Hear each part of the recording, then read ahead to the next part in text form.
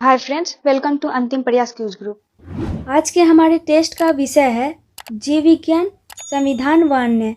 आज के टेस्ट का फर्स्ट क्वेश्चन है, रेगुलेटिंग एक्ट 1773 के अंतर्गत बनने वाला बंगाल का प्रथम गवर्नर जनरल कौन था?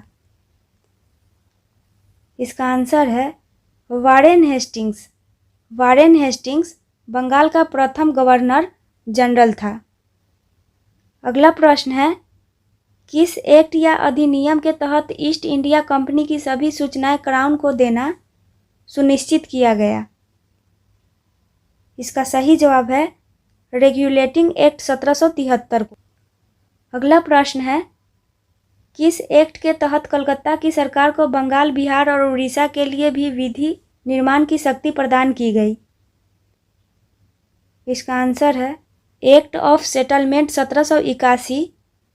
नेक्स्ट है, भारत शासन अधिनियम 1858 के द्वारा भारत के संवैधानिक व्यवस्था में कुछ महत्वपूर्ण प्रवचन किए गए, इनमें से कौन सा सत्य है? आइए देखते हैं कौन सा सत्य है। भारतीय मामले पर ब्रिटिश सांसद का सीधा नियंत्रण स्थापित हो गया, ये सही है। मुगल सम्राट के पद को समाप्त कर दिया गया, ये भी सही है। भारत के गवर्नर जनरल को वायसराय की उपाधि दी गई तथा वह क्राउन का सीधा प्रतिनिधि बन गया, ये भी सही है। उपयुक्त सभी कथन सत्य है। प्रश्न के अनुसार ऑप्शन डी को सिलेक्ट करेंगे, उपयुक्त सभी कथन सत्य है। अगला प्रश्न है, चार्ट अधिनियम 1813 के संबंध में दिए गए कथनों में से कौन सा सही नहीं है? आइए देखते हैं कौन सा सही नहीं है। कंपनी के भारत के साथ व्यापार करने के एक अधिकार को समाप्त कर दिया गया, ये सही है। कंपनी के चीन के साथ व्यापार और चाय के व्यापार पर यह एक अधिकार बरकरार रखा गया, ये भी सही है।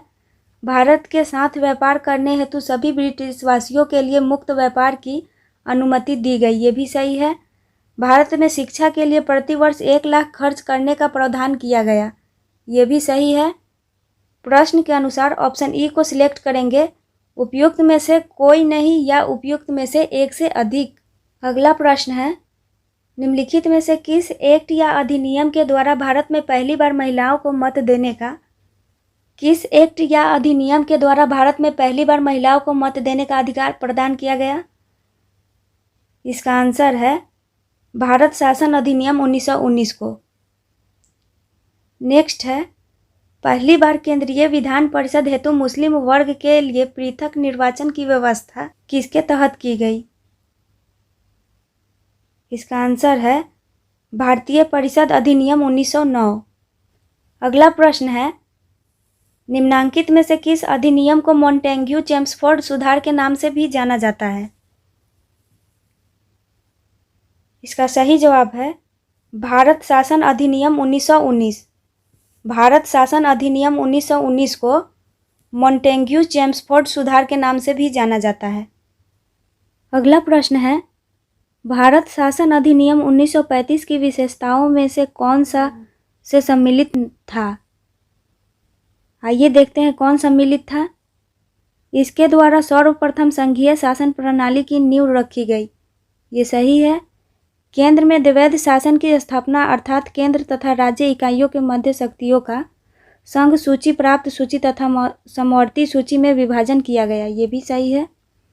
इस अधिनियम के तहत 1937 में संघीय न्यायालय की स्थापना हुई, ये भी सही है।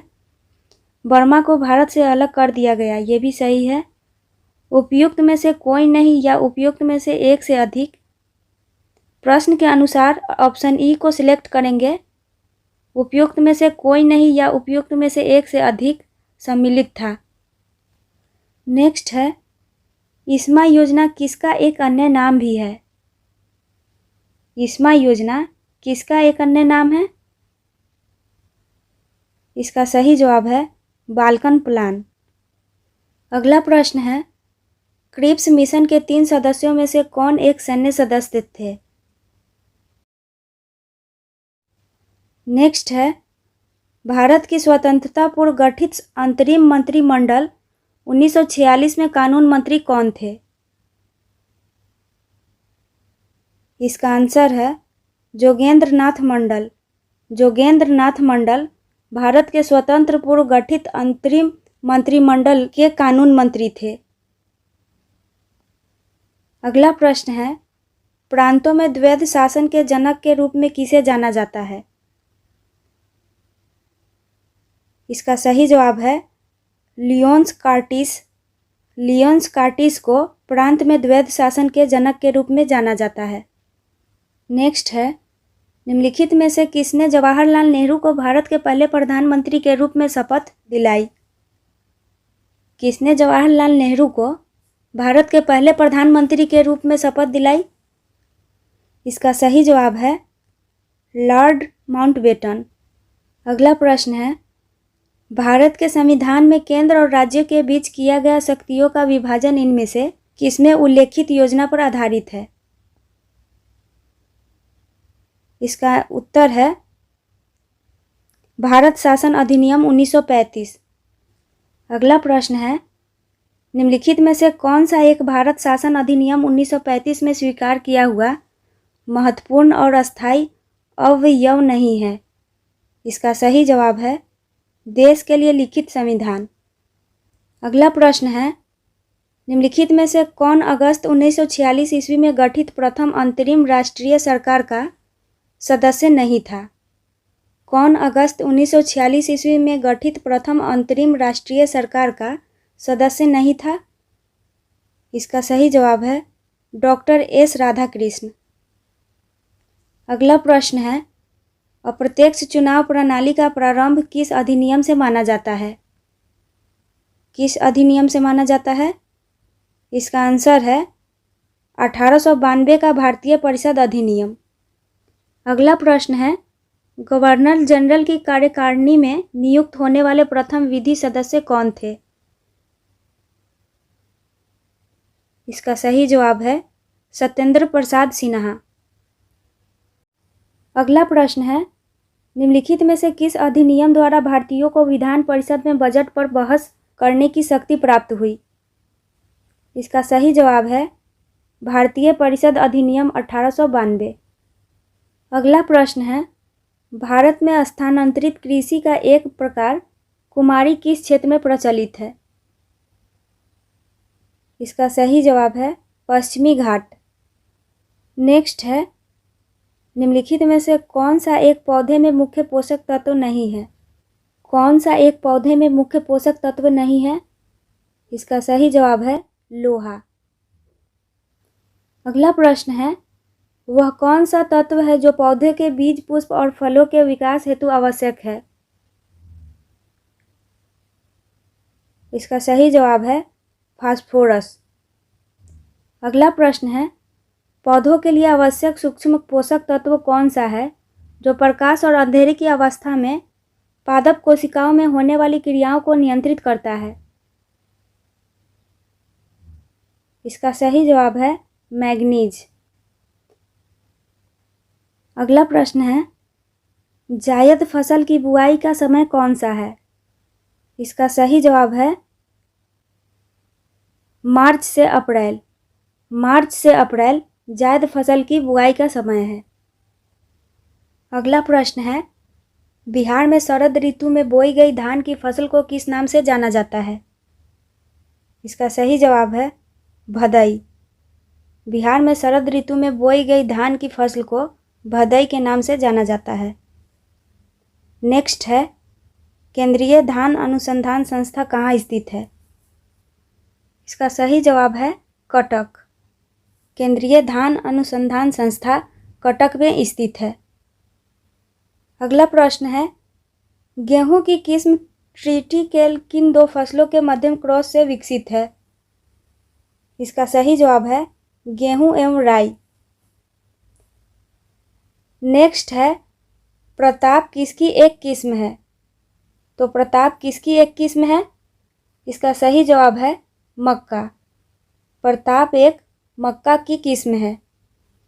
अगला प्रश्न है, नाइट्रोजन स्थिरीकरण करने वाले जीवों में नाइट्रोजन को स्थिर करने वाला एंजाइम है, तो वह कौन सा एंजाइम है?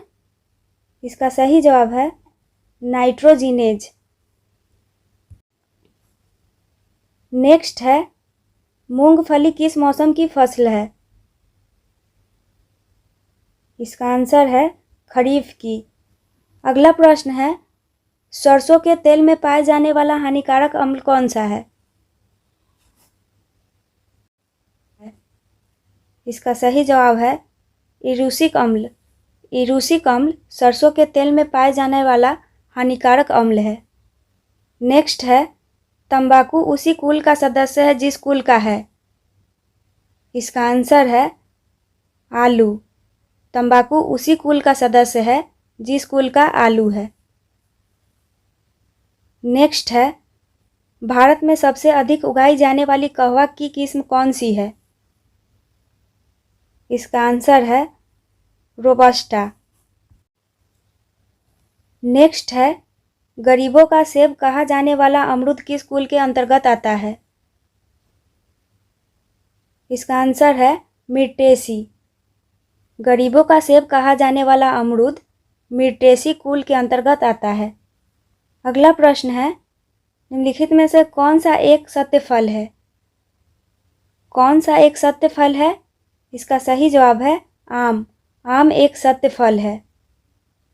नेक्स्ट है, अनार में खाने योग्य भाग कौन सा होता है? इसका आंसर है रसदार टेस्टा। अगला प्रश्न है, केला किस प्रकार के फल के अंतर्गत आता है? तो केला किस फल के अंतर्गत आता है? इसका सही जवाब है बेरी। नेक्स्ट है, महावीर स्वामी का जन्म कहाँ हुआ था? इसका सही जवाब है कुंडग्राम में। कुंडग्राम में महावीर स्वामी का जन्म हुआ था। अगला प्रश्न है, गंगा नदी की एकमात्र सहायक नदी जिसका उद्गम मैदान में है को चिन्हित करिए। इसका सही जवाब है गोमती। अगला प्रश्न है, निम्न में से कौन एक स्वराज पार्टी से संबंधित नहीं थे? कौन एक स्वराज पार्टी से संबंधित नहीं थे? इसका सही जवाब है राजेंद्र प्रसाद। अगला प्रश्न है, निम्नलिखित में से किसमें उच्चतम ऊर्जा होती है? इसका सही जवाब है नीला प्रकाश।